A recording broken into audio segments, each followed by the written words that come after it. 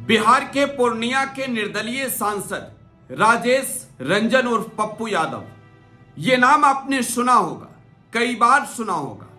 बिहार में इनसे ज्यादा शायद ही कोई एमपी है जो चर्चा में रहता हो।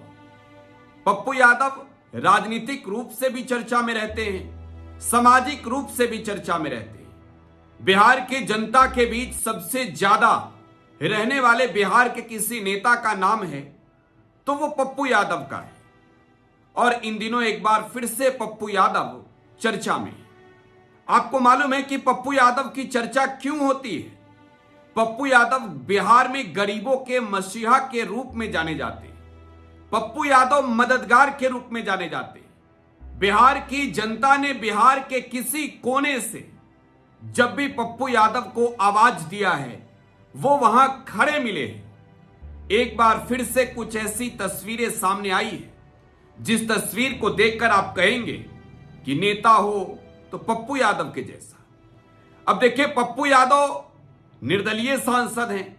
बिहार के पूर्णिया की जनता ने अगर पप्पू यादव को निर्दलीय जिताया है तो जाहिर सी बात है कि जनता ने कुछ तो क्वालिटी देखी होगी।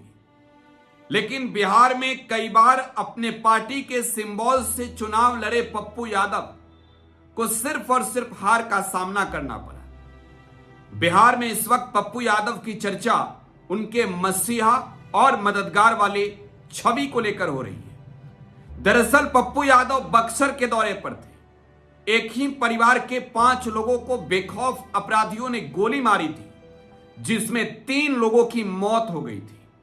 पप्पू यादव जब परिजनों से मुलाकात करने पहुंचे तो इस तरीके से आंसुओं का सैलाब वहां बह रहा था, जिसमें मानो जो भी आए सामने रोना लाजमी है। हर किसी की आंखें नम हो गई थी। पप्पू यादव पहुंचे, पप्पू यादव भी फूट फूट कर रोने लगे। अब तस्वीर देखिए, आपको दिखा रहे हैं।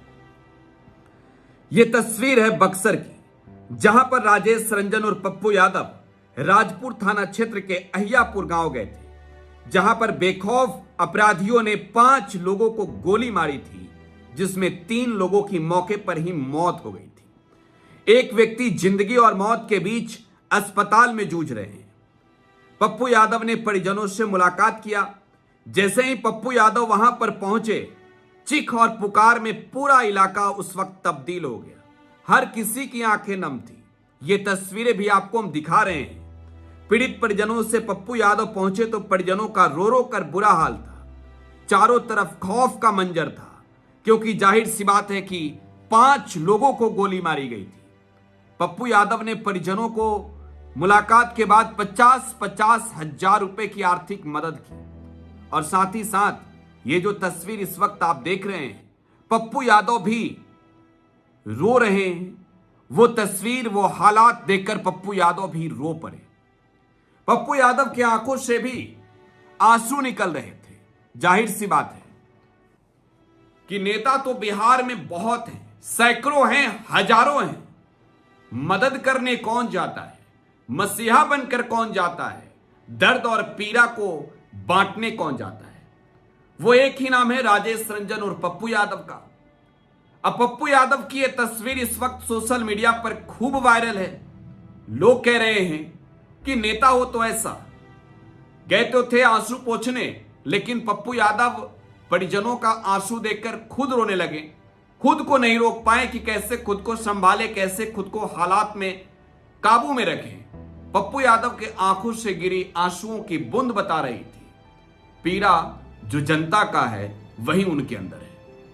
फिलहाल आप टुडे बिहार न्यूज के साथ बने रहे। धन्यवाद। पनोरमा ग्रुप, जो सोचता है वो करता है।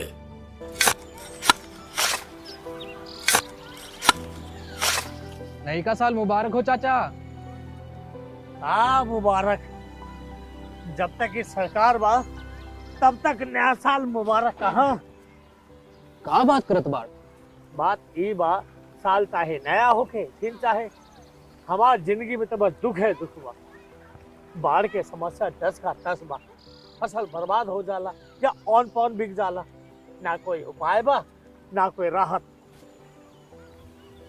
बात तो सच बा चाचा। फिर से बाहर जाए के सोचे के पड़ रहे कि सरकार से कुछ ना हुई। कबू कबू तो लागेला हमरे मजदूरन की जिंदगी में कोनो नया साल सच में मुबारक होई। नया साल तो तब मुबारक हुई जब नई सरकार आई। बात तो सही बा चाचा। नया साल, नई सरकार, नया संकल्प, नया बिहार।